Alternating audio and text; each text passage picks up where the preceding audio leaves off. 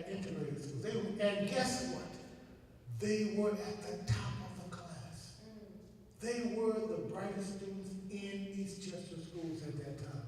In the 1920s, I read some retrospectives from old white men about what it was like going to school in the 40s and 50s in this area. And they all talked about, there was this one young girl, Sarah Nelson. She was smarter than all of us. Yeah. But what did Sarah Nelson do for the rest of us? She was a laundress. She washed clothes all her life. She was brilliant. That's my girlfriend. Yeah, she was brilliant. And I don't quite know what she looks like, but I know she had to be beautiful also. She never married, never had any children.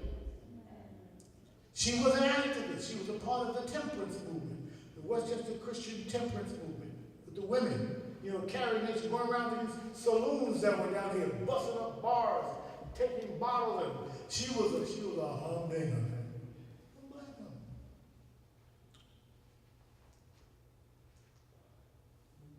Then, that's all I had a name in an article from 1934. That's all I had when I said that.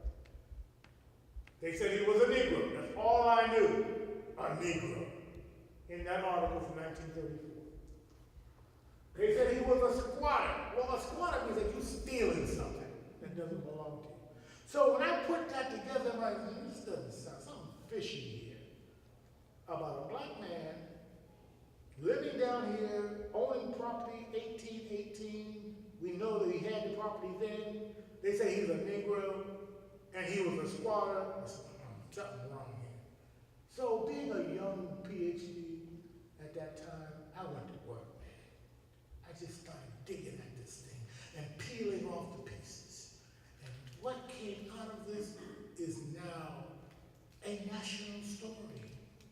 You don't get to be a part of the interpretive program, Mr. Goodside, of a national historic site if it's not authentic. Who was it? This is what I got right now. It took 30 years to peel all of this off, to get all the family relationships and connections together. It took time. Guess what? You don't get paid. There's no money involved doing this work. So when this woman from Eastchester came this summer, this is what she wanted. And she found some of it at St. Paul's, and she used it, but she couldn't figure out this guy. Can you turn it? Because I didn't put the rest of his on there. Because this was in, I think this is 2010 or 2012. I found out the rest of his also. And she thought we toured the area. I showed her how much I really knew about this, and she began to do the moonwalk a little bit, And I said, okay. And she said, well, when the book comes out, I'll send you one. It's too expensive right now. I'll make sure did I get one? You know I did. So this is where we're at now. These are their progeny. These are their offspring. These are their husbands and wives and their daughters and their sons. These are the earliest people who look like us, who lived down here in Eastchester, Mount Vernon, Westchester's Plymouth Rock. They were here. They were respectable. They were taxpayers. They owned land. They went to schools here. They built churches here, the very first churches. You saw the old wooden Asbury Church. They knew, Rebecca knew Bishop Francis Asbury, the great bishop of the Methodist Church in America. He used to come through here and do camp meetings. So we have the evidence of who they are now. And I had to do most of this before Ancestry.com. And it was hard. It was hard, man. It was hard. But you know what? I love that work. Like I said, you don't get paid. You do it because of the passion you have for a community, its heritage, and its people.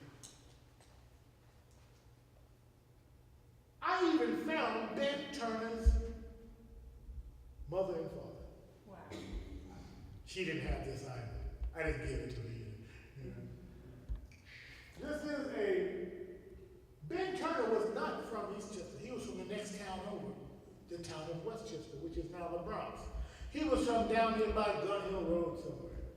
You know, what we now would call Gun Hill Road. This is April 9th, 1755, and this is a census. These are the slave owners, Phoebe Turner. She had one slave named Luke and two females, Nell and Jean. We know Luke had to be the daddy. Whether it was Nell or Jean, I don't know, but I got his daddy for sure. There were no Turners in Eastchester at all. So, and we did know that, and what made the difference was that Phoebe Turner was a Quaker. Rebecca Turner's owner, slave owner, she was a Quaker. And Quakers were very adamant about making sure their slaves got married, or when they got free that they got married. They didn't play that shacking up stuff with their property. Right? So I had to find some images. I found this illustration. So this is not them. I had to put a face on it somehow. This is Mary Turner Treadwell, born 1806 in Eastchester, right down the road here. That's Rebecca's youngest daughter, youngest child, 1806. Sarah Ann, she was born about 1810, right? There's Rebecca, and this is Sarah Elizabeth Libby Nelson. That's my girlfriend. This is her mother right here. These three women, Mary, Rebecca, and Sarah, lived to be almost 100 years old each. They literally saw America from the American Revolution right up to World War II. That's how much their lives were that long where they literally saw from Washington to Lincoln to Roosevelt. The Roosevelts also from this area. They got a descendant right here also. James Roosevelt. James Roosevelt signed the Emancipation Papers for marriage for Rebecca Turner. He lived up on the hill up here, up Kingswood Road. He lived up high there. James Roosevelt. And they claim him, the Roosevelts claim him, as Franklin Delano Roosevelt claimed him as well. You know. So we've got these connections. I haven't even talked to you about the Adams, John Adams and Abigail living down here for a month. The White House is right down here, right down the road. 1798 or 9, something like that. He had just become president, trying to get to Philadelphia. There was a cholera epidemic or a yellow fever epidemic in Philadelphia. He couldn't get there. They told him, no, don't come. And he stayed with his daughter, who owned a house right here, right down the road. And what we now might call, 233rd Street comes in right near there. That was the American White House for 1 month. And guess what? Rebecca Turner was around. And when Abigail Adams was here, she went to St. Paul's Church. You don't think Rebecca knew that she was somebody special? Of course she did. This is Ann Turner. Remember I told you about Henry Turner, that I didn't give her that information? Well, finally, the digital stuff is working for me now. I found Ann Turner because Henry Turner had moved out to New York City. There's Henry. He was 46 years old, right, at this time. And his wife was 32. They always married younger women, by the way. Ben was much older than Rebecca as well. There's Edward Turner and Eliza Turner, Charles Henry Turner, and there is Harriet Ann Turner, 1 year old. Everybody, we knew Harriet, we didn't know the others. I'll show you what I'm talking about. Oh, there it is. You see, there's Harriet right there, right? I can fill in these question marks now. So I think that we will stand on in terms of the authenticity of the renaming. Yeah. It's a question of the will. Whether we want to build a program around this for the elemental schools called Longfellow. An ongoing one, where we teach kids how to be dozens, where we teach kids, maybe set up an exhibit in one of the buildings, ongoing, about this region we call the Creek. When I grew up, there was a bus called the Creek Bus. Yes. Y'all remember the Creek Bus? Now you see the significance, because even then, in the 50s and the 60s, there was a bus that went right down to the creek. I've ridden on that bus when my mother would go to the, what was it? It wasn't Klein, there was an apartment store right across the bridge. Corvettes. Corvettes, that's what it was. Yeah, we take the Creek Bus. That's right. I've got signatures. Now this, you see this here? There's Rebecca Turner, there's Sarah Ann Nelson, there's Mary Treadwell. This is from Asbury Methodist Church, 1858. They still are members there. You see what it says colored. These are the colored members of the church. Because this was a white church. There they are. And it says next to Sarah Ann Nelson, died in peace. I know when she died. This is her death certificate. This tells me when she died. They recognize, somebody wrote it in. You can see it's not the same handwriting, right? Somebody wrote it in. And to write it in there, it's not just an official record. It's almost a signature or it's an endearment. She died in peace. They were a beloved family. Long before there was a Mount Vernon. And it's tragic that Mount Vernon did them so wrong. So this is how we use, this is what historians do. We use documents.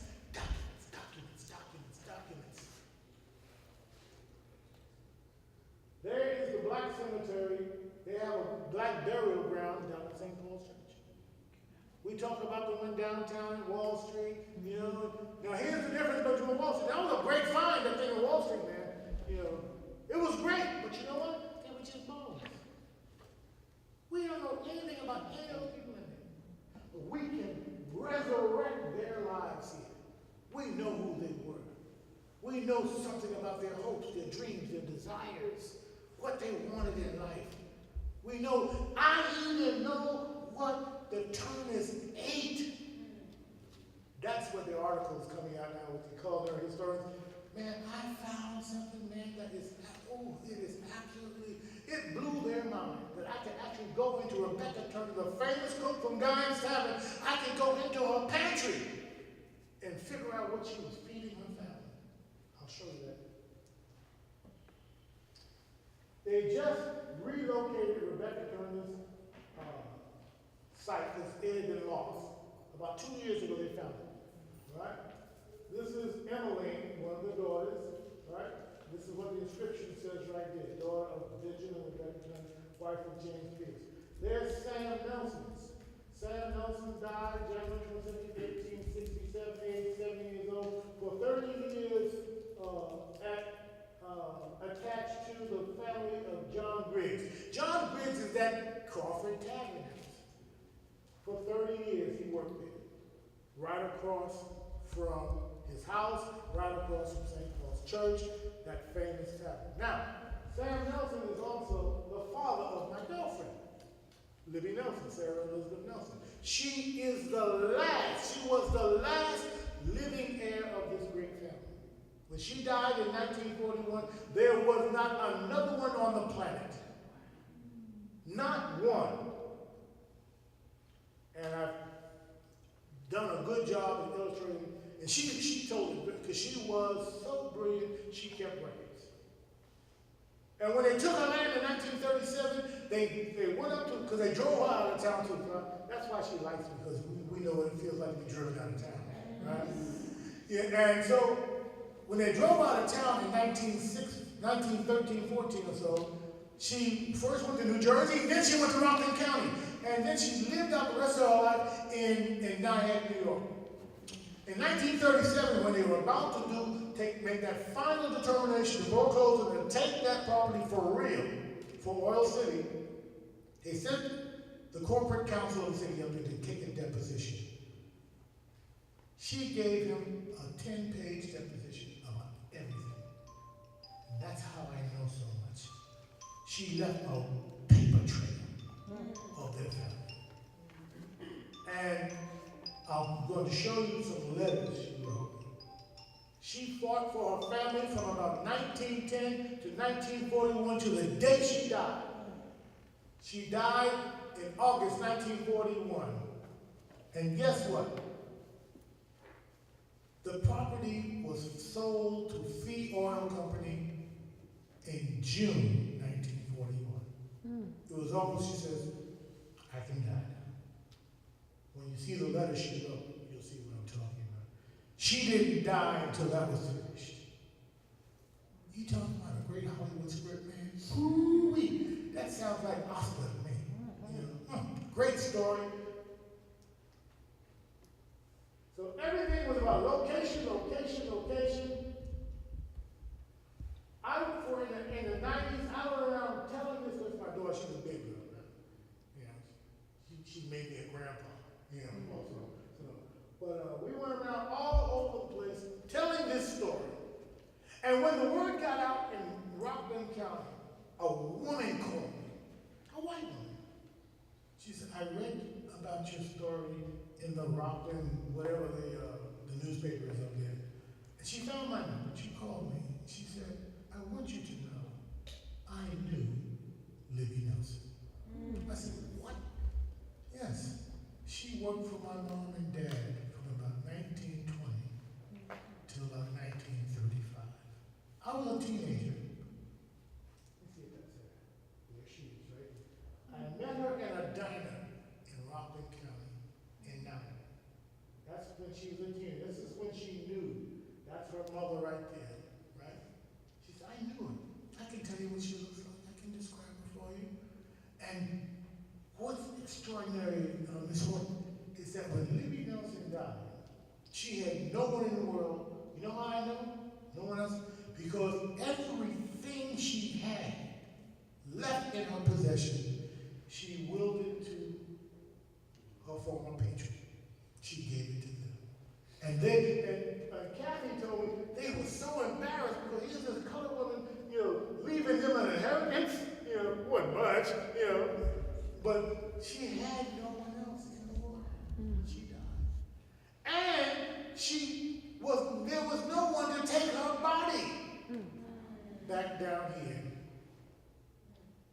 No one in the world could take her body to be buried with her ancestors, to be buried with her father, who buried so many people from this community through his life.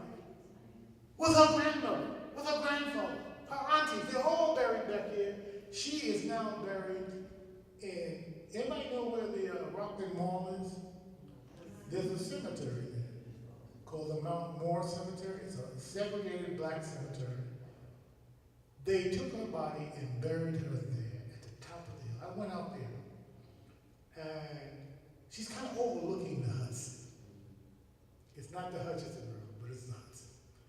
And so this whole narrative is so rich with imagery about this beautiful black woman, the last heir of this family, and her war with the city of Mount Vernon.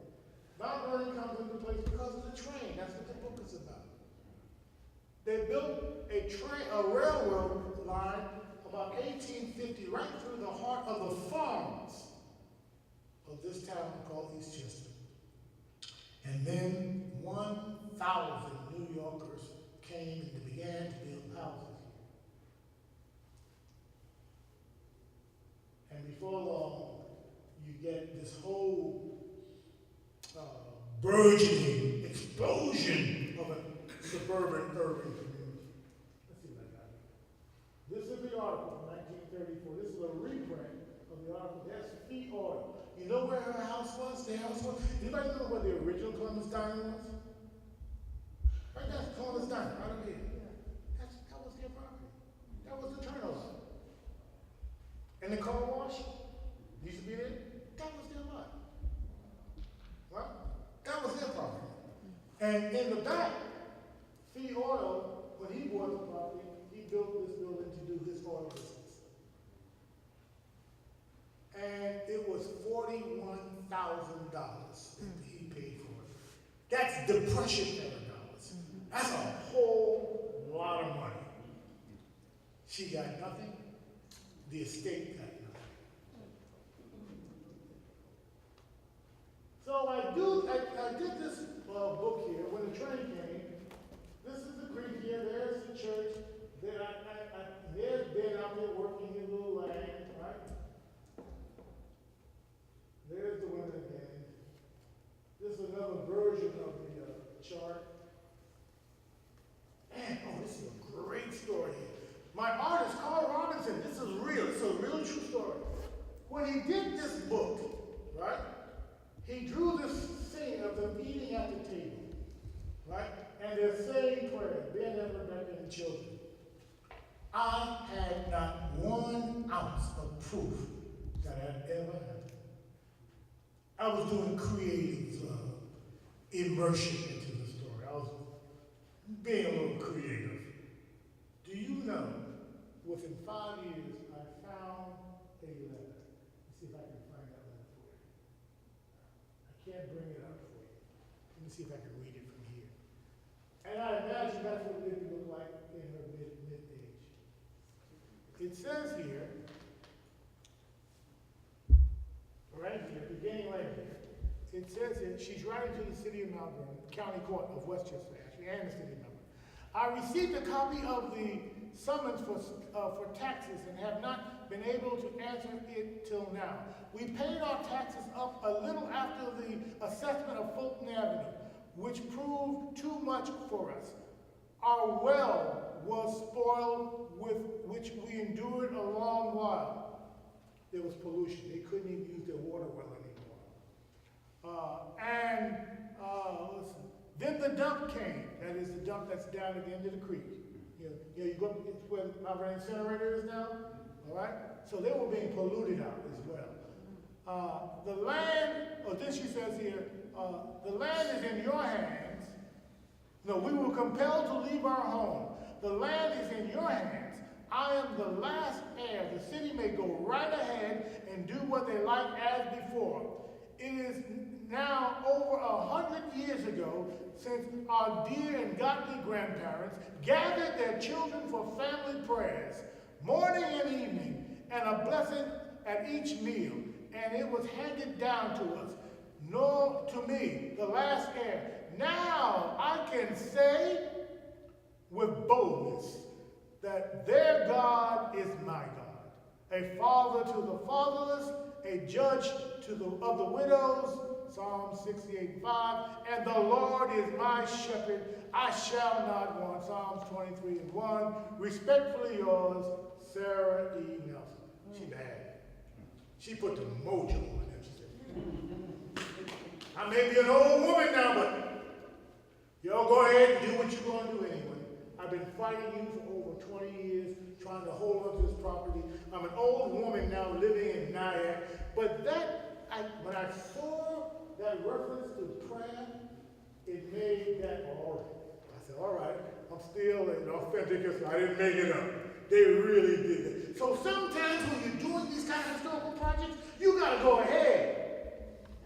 If you got something, you got to go ahead.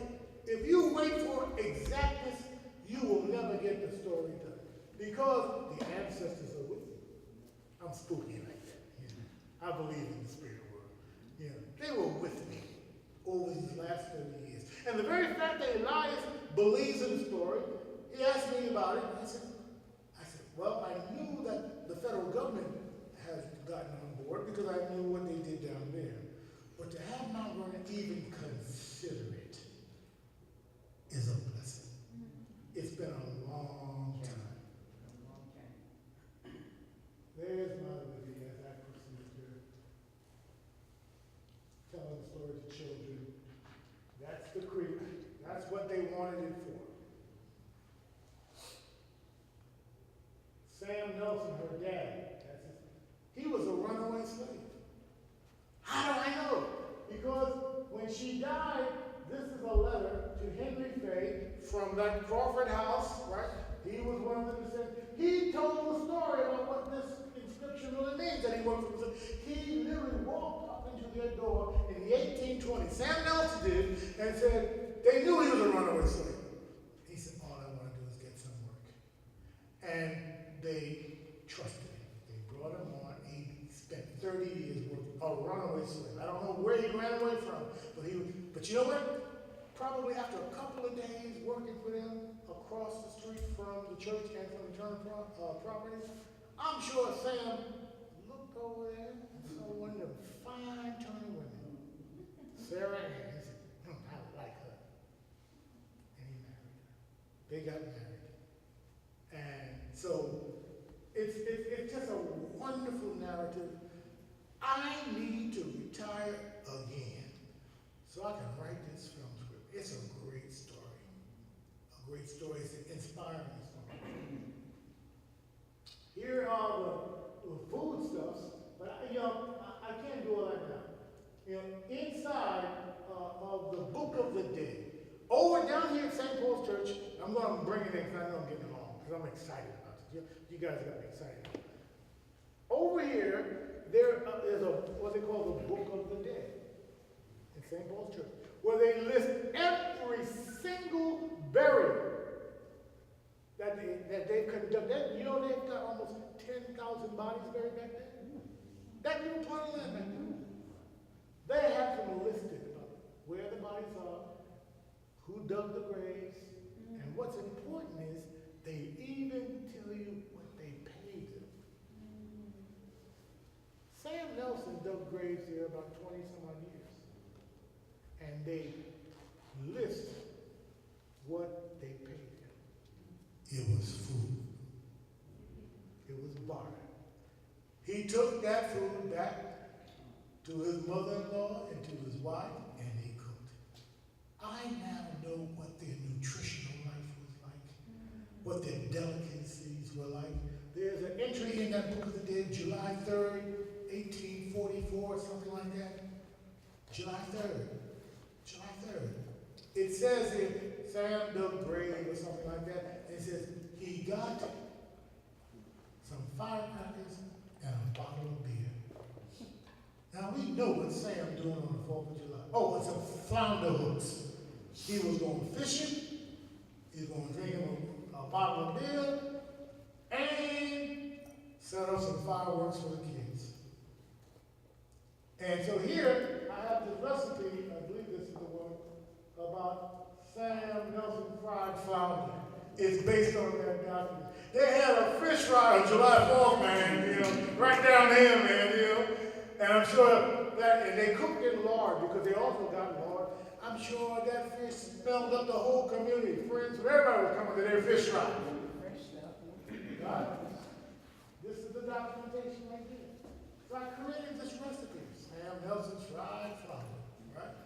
Based on documented evidence. It's July 3rd, and there's the 4th, right? So we even know what their recreational life was like. You have a solid foundation to do something really significant here to celebrate African American life in this community in a real historical way. This is not Hollywood and fabrication. It's documented. It's solidly documented. And it gives this school community and students the same opportunity I had to fall in love with the humanities and history. What Cecil Parker did for me, teachers can do that for their kids also. Inspire them to love their history, their legacy, their heritage, right here. And instead of all this number and hate, they can learn to love this community based on its history and heritage. One last thing. In the Book of the Dead, this is incredible. I mean, this is just incredible, man. January 27th, 1849. They list who died. They list Sam Nelson burying them. And then, way down over here, right there, there's an inscription. This is the actual text. Right? I want you to pay attention